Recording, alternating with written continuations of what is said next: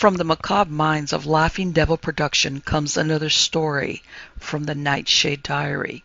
You know what that means. Check under the bed and make sure no one or nothing is there. Is the closet door securely shut?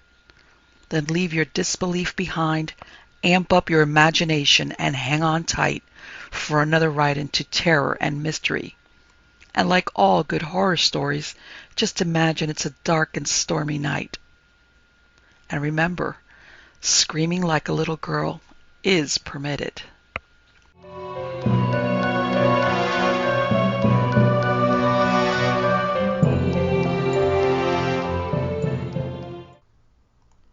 Skeleton Lake, an episode in camp by Algernon Blackwood. The utter loneliness of our moose camp on Skeleton Lake had impressed us from the beginning. In the Quebec backwoods, 5 days by trail and canoe from civilization, and perhaps the singular name contributed a little to the sensation of eeriness that made itself felt in the camp circle, when once the sun was down and the late October mist began rising from the lake and winding their way in among the tree trunks. For in these regions all names of lakes and hills and islands have their origin in some actual event, taking either the name of a chief participant, such as Smith's Ridge, or claiming a place in the map by perpetuating some special feature of the journey, or the scenery, such as Long Island, Deep Rapids, or Rainy Lake. All names thus have their meaning and are usually pretty recently acquired, while the majority are self-explanatory and suggest human and pioneer relations. Skeleton Lake, therefore, was a name full of suggestion, and though none of us knew the origin or the story of its birth, we were all conscious of a certain lugubrious atmosphere that haunted its shores and islands, and but for the evidence of recent moose tracks in its neighborhood, we should probably have pitched our tents elsewhere. For several hundred miles in any direction we knew of only one other party of whites. They had journeyed up on the train with us, getting in at North Bay and hailing from Boston way. A common goal and object had served by way of introduction, but the acquaintance had made little progress. This noisy, aggressive Yankee did not suit our fancy much as a possible neighbor, and it was only a slight intimacy between his chief guide, Jake the Swede, and one of our men that kept the thing going at all. They went into camp on Beaver Creek, 50 miles and more to the west of us. But that was 6 weeks ago, and seemed as many months, for days and nights pass slowly in these solitudes, and the scale of time changes wonderfully. Our men always seemed to know by instinct pretty well where them other fellers was moving, but in the interval no one had come across their trails, or once so much as heard their rifle shots. Our little camp consisted of the professor, his wife, a splendid shot and keen woodswoman, and myself. We had a guide apiece and hunted daily in pairs, from before sunrise till dark. It was our last evening in the woods, and the professor was lying in my little wedge tent, discussing the dangers of hunting alone in couples in this way. The flap of the tent hung back and let in fragrant odors of cooking over an open wood fire. Everywhere there were bustle and preparation, and one canoe already lay packed with moose horns, her nose pointing southwards. If an accident happened to one of them, he was saying, the survivor's story when he returned to camp would be entirely unsupported evidence, wouldn't it? Because, you see, and he went on, laying down the law after the manner of professors, until I became so bored that my attention began to wander to pictures and memories of the scenes we were just about to leave. Garden Lake with its 100 islands, the rapids out of Round Pond, the countless vistas of forest, crimson and gold in the autumn sunshine, and the starlit nights we had spent watching in cold, cramped positions for the wary moose on lonely lakes among the hills. The hum of the professor's voice in time grew more soothing. A nod or a grunt was all the reply he looked for. Fortunately, he loathed interruptions. I think I could almost have gone to sleep under his very nose.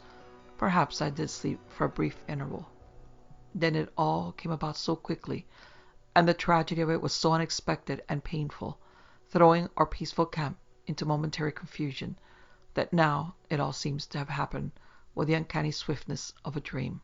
First, there was the abrupt ceasing of the droning voice, and then the running of quick little steps over the pine needles, and the confusion of men's voices, and the next instant the professor's wife was at the tent door, hatless, her face white, her hunting bloomers banging at the wrong places, a rifle in her hand, and her words running into one another anyhow. "Quick, Harry. It's Rushton. I was asleep and it woke me. Something's happened. You must deal with it." In a second, we were outside the tent with our rifles. "My God!" I heard the professor exclaim, as if he had first made a discovery. "It is Rushton." I saw the guides helping, dragging a man out of a canoe. A brief space of deep silence followed, in which I heard only the waves from the canoe washing up on the sand, and then, immediately after, came the voice of a man, talking with amazing rapidity and with odd gaps between his words. It was Rushton telling his story, and the tones of his voice, now whispering, now almost shouting, mixed with sobs and solemn oaths and frequent appeals to the deity, somehow or other struck the false note at the very start.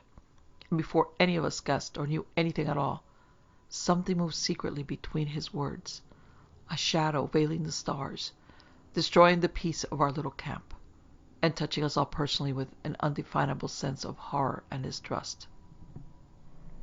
I can see that group to this day, with all the detail of a good photograph, standing halfway between the firelight and the darkness, a slight mist rising from the lake, the frosty stars, and our men in silence that was all sympathy, dragging Rushton across the rocks towards the campfire. Their moccasins crunched on the sand and slipped several times on the stones beneath the weight of the limp, exhausted body.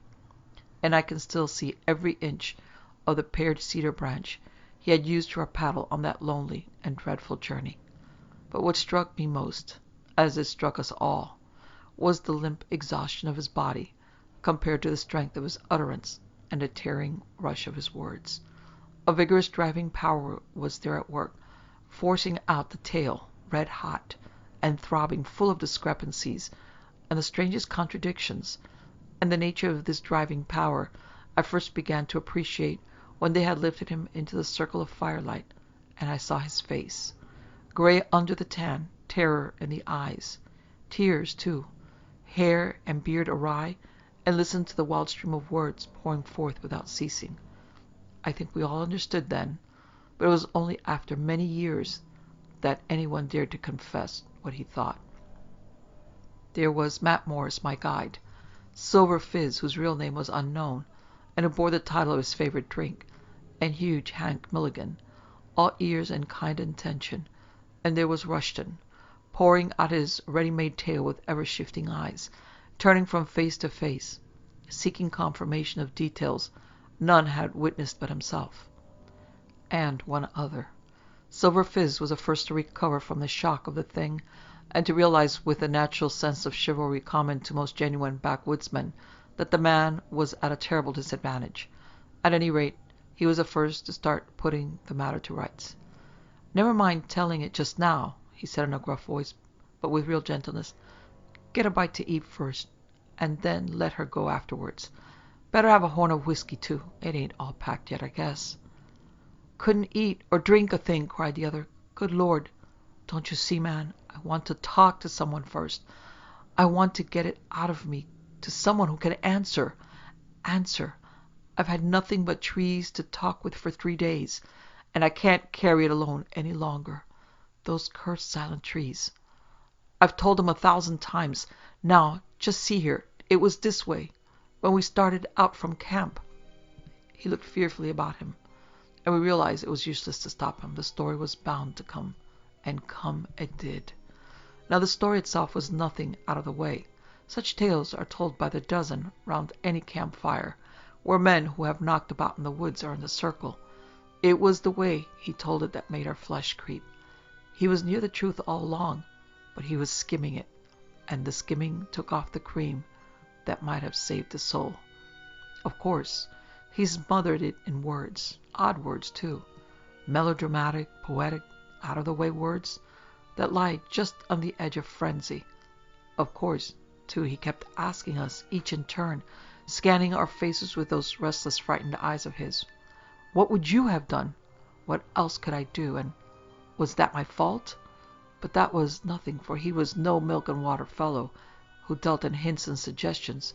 He told his story boldly, forcing his conclusions upon us, as if we had been so many wax cylinders of a phonograph that would repeat accurately what had been told us, and these questions I have mentioned he used to emphasize any special point that he seemed to think required such emphasis. The fact was, however, the picture of what had actually happened was so vivid still in his own mind that it reached ours by a process of telepathy which he could not control or prevent. All through his true-false words this picture stood forth in fearful detail against the shadow behind him. He could not veil, much less obliterate. We knew, and I always thought he knew that we knew. The story itself, as I have said, was sufficiently ordinary. Jake and himself, in a 9-foot canoe, had upset in the middle of a lake, and had held hands across the upturned craft for several hours, eventually cutting holes in their ribs to stick their arms through and grasp hands, lest the numbness of the cold water should overcome them. They were miles from shore, and the wind was drifting them down upon a little island. But when they got within a few hundred yards of the island, they realized to their horror that they would after all drift past it. It was then the quarrel began. Jake was for leaving the canoe and swimming. Rushton believed in waiting till they actually had passed the island and were sheltered from the wind. Then they would make the island easily by swimming, canoe and all. But Jake refused to give in, and after a short struggle, Rushton admitted there was a struggle, got free from the canoe, and disappeared without a single cry. Rushton held on and proved the correctness of his theory, and finally made the island, canoe and all, after being in the water over 5 hours. He described to us how he crawled up onto the shore and fainted at once, with his feet lying half in the water, how lost and terrified he felt upon regaining consciousness in the dark, how the canoe had drifted away, and his extraordinary luck in finding it caught against at the end of the island by a projecting cedar branch. He told us that the little axe, another bit of real luck, had caught in the thwart when the canoe turned over, and how the little bottle in his pocket holding the emergency matches was whole and dry. He made a blazing fire and searched the island from end to end, calling upon Jake in the darkness, but getting no answer, till finally so many half-drowned men seemed to come crawling out of the water onto the rocks and vanish among the shadows when he came up with them, that he lost his nerve completely and returned to lie down by the fire till the daylight came. He then cut a boat to replace the lost paddles, and after one more useless search for his lost companion, he got into the canoe, fearing every moment he would upset again, and crossed over to the mainland. He knew roughly the position of our camping place, and after paddling day and night and making many weary portages without food or covering, he reached us 2 days later. This more or less was the story, and we, knowing whereof he spoke, knew that every word was literally true, and at the same time went to the building up of a hideous and prodigious lie. Once the recital was over, he collapsed, and Silver Fizz, after a general expression of sympathy from the rest of us, came again to the rescue. "But now, mister, you just got to eat and drink whether you've a mind to or no." And Matt Morris cooked that night, soon had the fried trout and bacon, and the wheat cakes, and hot coffee, passing round a rather silent and oppressed circle. So we ate round the fire, ravenously, as we had eaten every night for the past 6 weeks, but with this difference, that there was one among us who was more than ravenous, and he gorged. In spite of all our devices, he somehow kept himself the center of observation. When his tin mug was empty, Morris instantly passed the tea pail. When he began to mop up the bacon grease with the dough on his fork, Hank reached out for the frying pan, and the can of steaming boiled potatoes was always by his side. And there was another difference as well. He was sick, terribly sick, before the meal was over, and the sudden nausea after food was more eloquent than words of what the man had passed through on his dreadful, foodless, ghost-haunted journey of 40 miles to our camp. In the darkness, he thought he would go crazy, he said. There were voices in the trees, and figures were always lifting themselves out of the water or from behind boulders to look at him and make awful signs. Jake constantly peered at him through the underbrush, and everywhere the shadows were moving, with eyes, footsteps, and following shapes. We tried hard to talk of other things, but it was no use, for he was bursting with a rehearsal of his story, and refused to allow himself the chance we were so willing and anxious to grant him.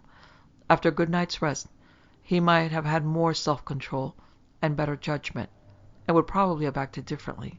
But as it was, we found it impossible to help him. Once the pipes were lit and the dishes cleared away, it was useless to pretend any longer. The sparks from the burning logs zigzagged upwards into a sky brilliant with stars. It was all wonderfully still and peaceful, and the forest odors floated to us in the sharp autumn air. The cedar fire smelt sweet, and we could just hear the gentle wash of tiny waves along the shore. All was calm, beautiful, and remote from the world of men and passion. It was, indeed, a night to touch the soul, and yet I think none of us heeded these things. A bull moose might almost have thrust his great head over our shoulders and have escaped unnoticed. The death of Jake the Swede, with its sinister setting, was the real presence that held the center of the stage and compelled attention. "You won't perhaps care to come along, mister," said Morris by way of a beginning, "but I guess I'll go with one of the boys here and have a hunt for it." "Sure," said Hank. "Jake and I done some biggish trips together in the old days, and I'll do that much for 'em." "It's deep water, they tell me, round them islands," added Silver Fizz. "But we'll find it, sure pop, if it's there." They all spoke of the body as it. There was a minute or two of heavy silence, and then Rushton again burst out with his story, in almost the identical words he had used before. It was almost as if he had learned it by heart. He woefully failed to appreciate the efforts of the others to let him off. Silver Fizz rushed in, hoping to stop him, Morris and Hank closely following his lead. "I once knew another traveling partner of his," he began quickly. "Used to live down Moose Jaw Rapids way." "Is that so?" said Hank. "Kind of useful sort of fellow," chimed in Morris. All the idea the men had was to stop the tongue wagging before the discrepancies became so glaring that we should be forced to take notice of them and ask questions, but just as well try to stop an angry bull moose on the run, or prevent Beaver Creek freezing in midwinter by throwing in pebbles near the shore. Out it came. And though the discrepancy this time was insignificant, it somehow brought us all in a second face to face with the inevitable and dreaded climax. "And so I tramped all over that little bit of an island, hoping he might somehow have gotten in without my knowing it, and always thinking I heard that awful last cry of his in the darkness. And then the night dropped down impenetrably, like a damn thick blanket out of the sky, and—" All eyes fell away from his face. Hank poked up the logs with his boot, and Morris seized an ember in his bare fingers to light his pipe, although it was already emitting clouds of smoke. But the professor caught the ball flying. "I thought you said he sank without a cry," he remarked quietly, looking straight up into the frightened face opposite, and then riddling mercilessly the confused explanation that followed. The cumulative effect of all these forces hitherto so rigorously repressed now made itself felt, and the circle spontaneously broke up, everybody moving at once by a common instinct. The professor's wife left the party abruptly, with excuses about an early start next morning. She first shook hands with Rushton, mumbling something about his comfort in the night. The question of his comfort, however, devolved by force of circumstances upon myself, and he shared my tent. Just before wrapping up in my double blankets, for the night was bitterly cold, he turned and began to explain that he had a habit of talking in his sleep, and hoped I would wake him if he disturbed me by doing so. Well, he did talk in his sleep, and it disturbed me very much indeed. The anger and violence of his words remain with me to this day, and it was clear in a minute that he was living over again some portion of the scene upon the lake.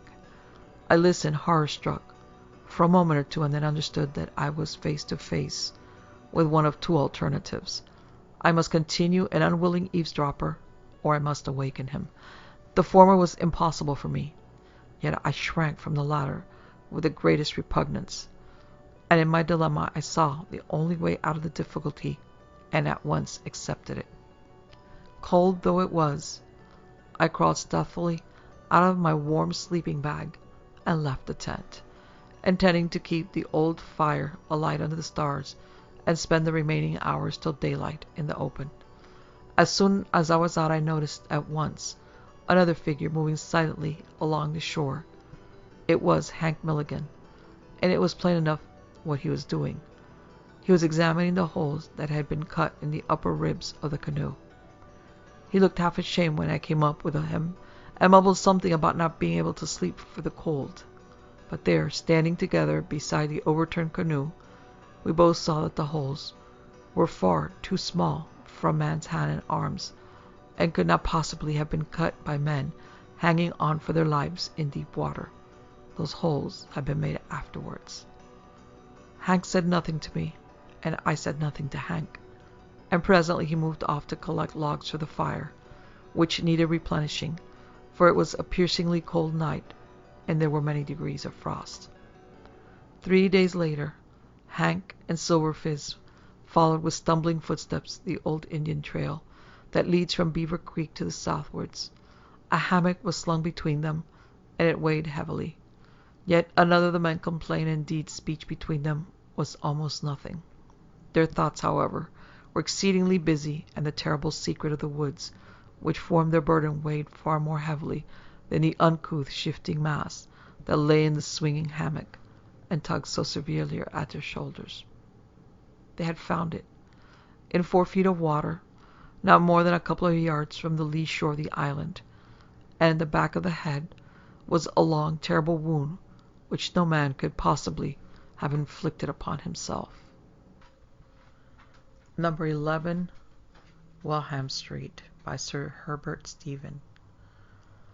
We were sitting in the drawing room of our house at Bayswater one evening after dinner, in high good humour.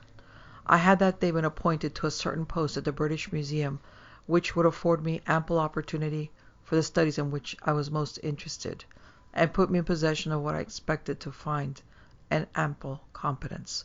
We had been talking over my prospects, and the only cloud I could discern upon the horizon was that I should have to be at my post at an earlier hour in the morning than was comfortably compatible with a 3-mile walk from our house to the museum.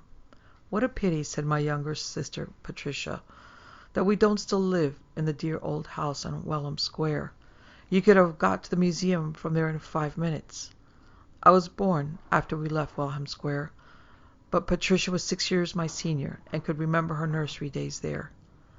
"Not at all," said my father, very abruptly. "The walk will do you all the good in the world."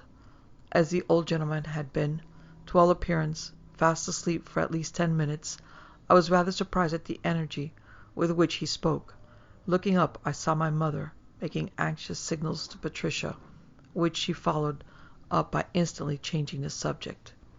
A few days afterwards, as I descended reluctantly into the bowels of the earth at the Edgware Road Metropolitan Station, on the way to my new work for the first time, this episode recurred to my mind, and I began to speculate upon what might be the reasons that made the mention of Welham Square distasteful to my parents. I determined to consult my eldest sister Ellen on the subject, and from her and some other sources I gradually accumulated the facts which I will present here in the form of a continuous narrative. Number 11 Welham Square had always been the freehold property of my family.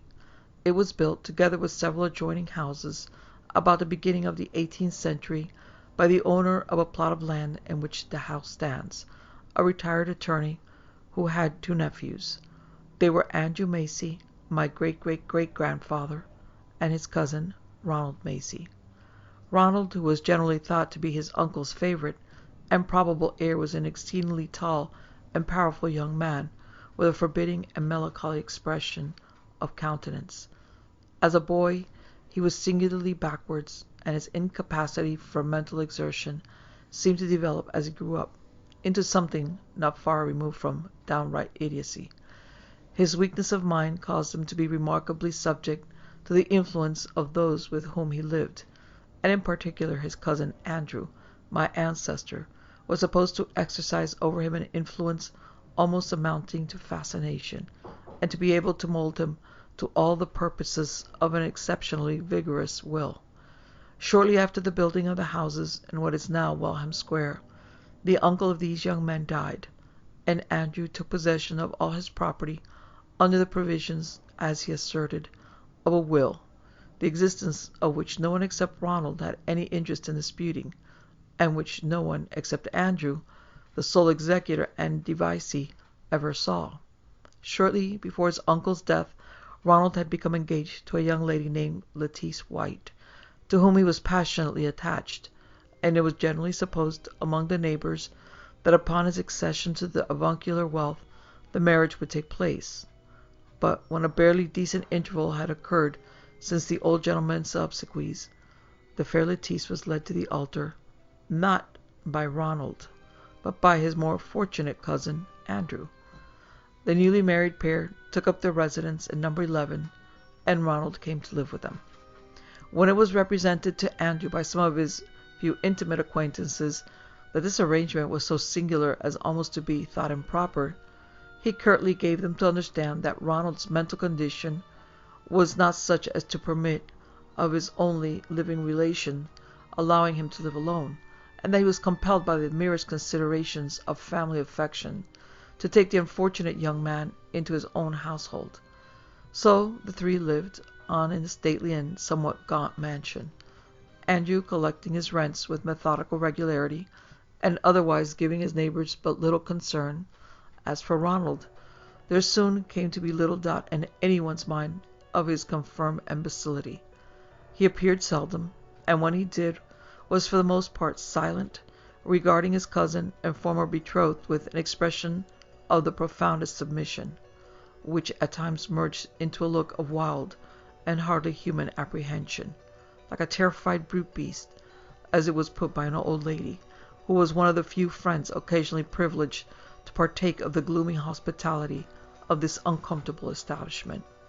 Nothing more was ever known of the condition in which my ancestor, his wife, and his cousin lived, and no one was specially interested when, about 6 years after the marriage, Ronald, who had not been seen for many months, died, and was buried in a frugal manner.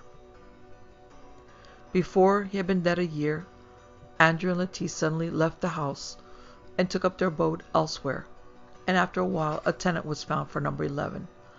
30 years later, the lease of the house having expired, Andrew's son, who had been succeeded to his father's property, came to reside there, but not for long. He left the house suddenly after a few years, and a rumor went abroad that it was haunted, probably by the ghost of the unfortunate Ronald.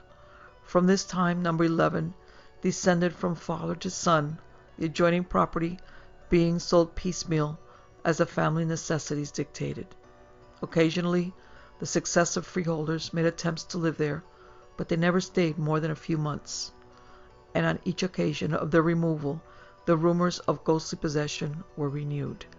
These, however, would die away, and tenants would after a time be found, who never suffered from any inconvenience. The last occupation by the owner was that of my father, who moved into the house when my sister Patricia was a little girl. After living there a year, he left suddenly, but Ellen could give me no particulars for this reason for doing so, and knew only that he disliked any reference to the house, and never mentioned it himself. The house was now let to a stockbroker with a family. 5 years had elapsed since the conversation I related at the beginning of the previous chapter. My parents had both died, and Patricia was married and living with her husband in a provincial town. My career at the museum had been a prosperous one, and I was now entrusted with a more responsible and better paid office. The tenant of number 11, Welham Square, had just given me notice of his intention to depart from it, and it occurred to me that it would be interesting to follow what seemed to be the family destiny, and try living in the house myself, to say nothing of the fact that it was admirably suited to my requirements. I felt fully capable of confronting any number of ghosts, and my wife was neither timid nor superstitious. Accordingly, at the beginning of the new year, we established ourselves, with our 2 babies, and my sister Ellen, who lived with us, in Welham Square, greatly delighted with the proximity of my work, with the solid masonry, spacious apartments, and roomy passages of our new abode, and with the remnant of 18th century fashion and grandeur which seemed to pervade the neighbourhood. And in Welham Square we lived prosperously, without any kind of disturbance for upwards of 6 months. In the course of July my wife and the children left home to spend a couple of months at the seaside. I intended to join them when the time came to take my holiday, and in the meantime I stayed in London, going daily to my work. Ellen stayed on with me to keep house in the absence of her sister-in-law. One evening, 4 or 5 days after my wife's departure, I was sitting in my study, a large room, with a door leading into the drawing-room, and a heavy curtain hung over my side of the door. It was past 11. My sister had retired half an hour before, and the 2 maids who were left in the house were presumably in bed and asleep. I was therefore surprised to hear heavy and somewhat slow footsteps, apparently those of a large man, ascending the stairs from the ground floor. The front door I knew was locked and chained, nor had I heard anyone ring. The steps paused for a moment on the landing outside my door, and then I heard the intruder proceed to go up the next flight of stairs leading to the bedrooms on the second floor. I sprang up, seized a candle, and opened the door. As I stood on the threshold of my room, I seemed to hear footsteps, as of a man heavily mounting the stairs at the top of the flight leading up from my door. But though I held the light above my head, I could see no one. Everything wore its usual aspect. I walked quickly up the stairs, but nobody was visible. I searched all the empty rooms, but with no result. I called up Ellen and the maids, but none of them had seen or heard anything. I am ashamed to say that I made a specially rigorous investigation of a large room at the back of the house, which we used for a night nursery, and which tradition declared to have been the abode of my ill-fated kinsman Ronald Macy. I then went downstairs and completed my search of the entire premises. Everything was in order, and at the end of an hour I went back to my study and my book, rather annoyed with myself for having spent so much time in so fruitless an exploration, and determined to think nothing more about the matter. It was the next night after this that I suddenly started up very wide awake, with a conviction that somebody was in my bedroom. I seemed to hear, still ringing in my ears, the sound of a long-drawn human sigh. I sat up, trembling with excitement, and looked about in the dim twilight of dawn in late July. I could see no one, but I did not feel alone. The feeling of suspense became unbearable. I jumped out of bed and walked, with nervous determination, to the window, where I turned round and faced the moon, such light as there was behind me. I saw no one. Again I walked across the room. As I did so, I felt unmistakably that wave of air that meets one walking in the streets when someone on foot passes close to him in the opposite direction. I seemed to feel the light graze of a passing substance against my nightgown. I was dimly conscious of a faint, indescribable odor, calling up recollections of a time of life long but indefinitely past. And while I stood fixed to the spot, with surprise and horror, my heart beating violently, I heard distinctly 4 long, heavy steps passing from me towards the window. The floor creaked under their weight.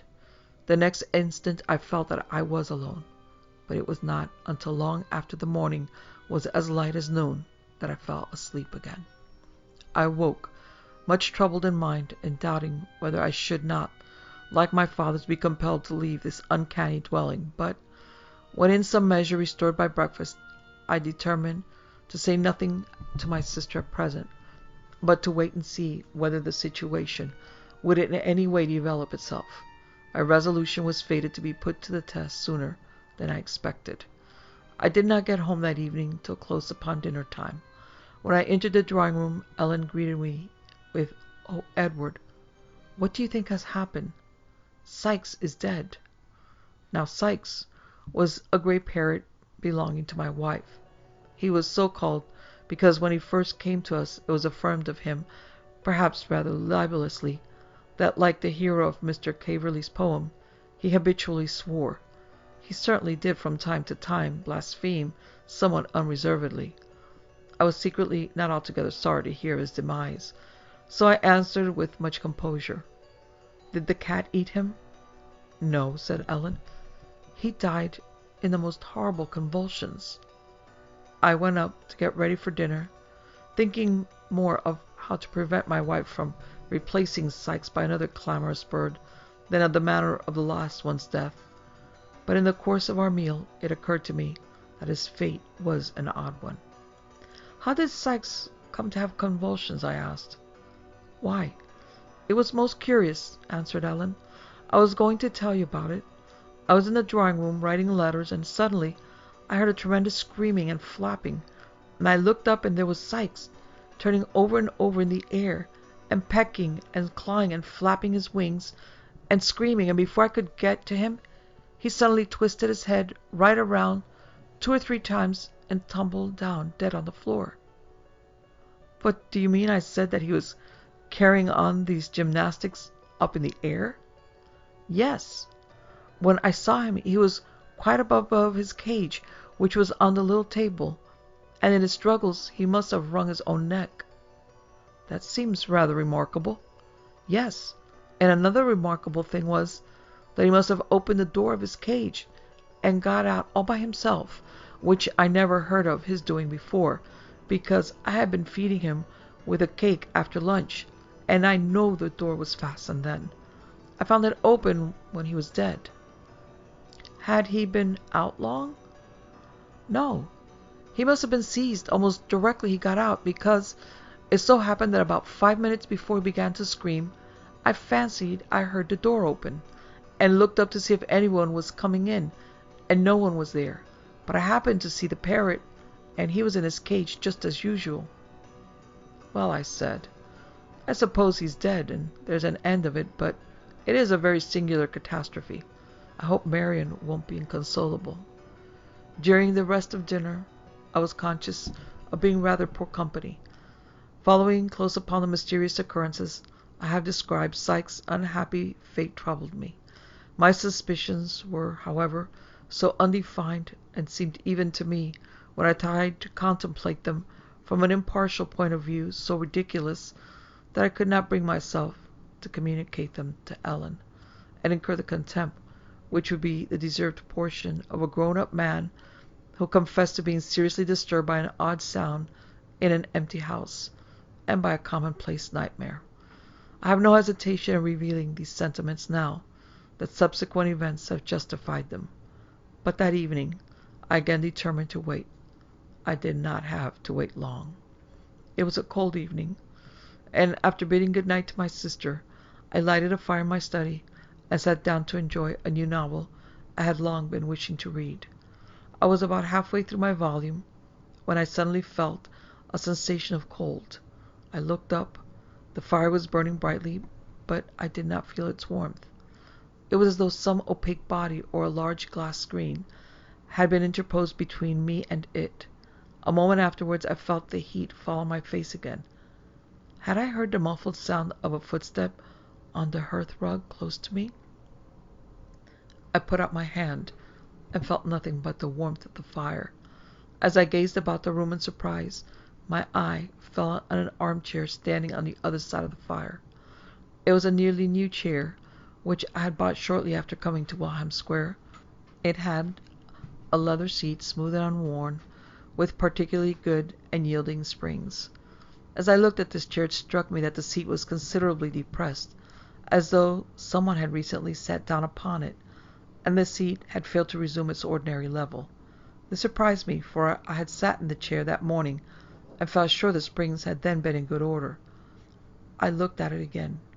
Towards the top it was pushed up in wrinkles. As I looked, it occurred to me that it was impossible for it to hang in such a manner by itself.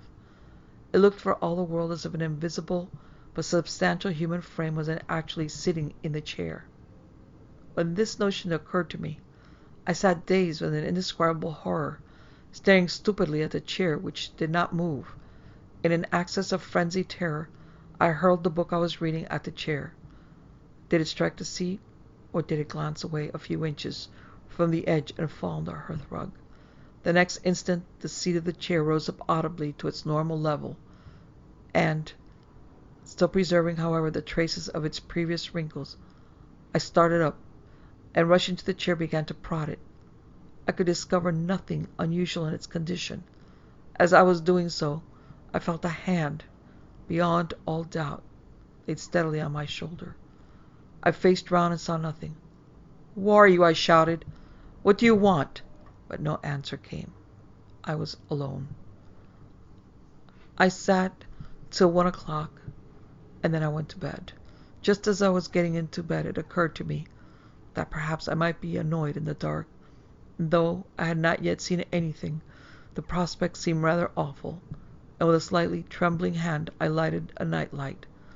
When I had done so and got into bed, I was rather disposed to be ashamed of myself, and thought I would put it out, but partly, no doubt, from a disinclination to get out of bed, I determined that in any case it would do no harm, and that I would leave it as it was. It occurred to me what an odd thing it is that one feels safer in bed than anywhere else, whereas in fact one is never in a more defenseless situation. Then I went to sleep. I do not know what time I woke. It seemed to me that the air was blowing in upon my chest, where the bedclothes should have covered me up, and, yes, certainly there was an odd depression in my pillow close in front of my face, as if some heavy weight were pressing it down. I put up my hand to investigate. I touched something on the pillow. I caught hold of it and turned cold with terror, for I held tightly in my hand another hand, neither cold nor warm, but large and solid. My light was still burning, and there was no one to be seen. The hand was suddenly jerked away from me. I sprang out of bed and rushed to the fireplace with a despairing feeling that someone followed close behind me. I seized the poker, turned around, and struck wildly at the air. Whether I hit anything or not, I do not know. I remember only that, as I was recovering myself from a frantic lunge at nothing, I received a sharp and stunning blow on the back of my head. When I came to myself, it was 6 in the morning, and I was lying on the floor where I had fallen. The night light was out, and the morning sunlight was streaming in at my window.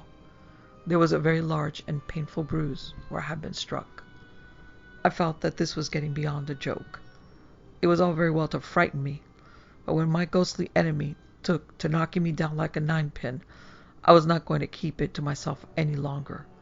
I had no intention of surrendering, for the blood of the Macys was up, and the fact that each of my ancestors since the house was built had sooner or later evacuated the premises made me all the more determined not to be driven away without making some further resistance.